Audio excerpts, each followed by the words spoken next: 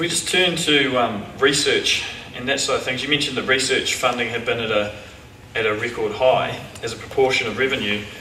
But if we look at the other universities, specifically Otago and Auckland, in terms of some of the research funding, such as the Marsden funding, UC only receives a small percentage of what those large universities receive. How is UC going to compete at that research postgraduate level under those circumstances?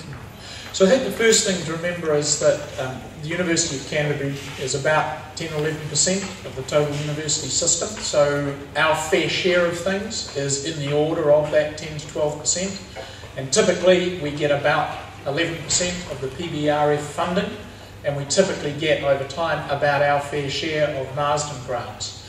In the previous couple of years we typically got about $6 million a year. These are multi-year contracts with Marsden.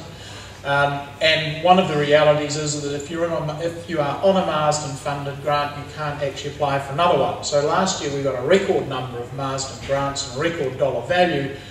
This year I believe that we've got much less than we might have had in previous years, about 3 million compared to 6 million over the next few years.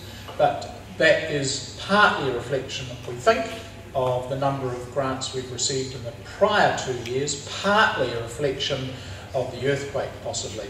The other thing we have to remember is that Auckland and Otago have medical schools, and research funding for medicine comes from the Health Research Council, and it's a completely parallel source of research income where we get very modest, if any, amounts of money because we simply don't have a medical school.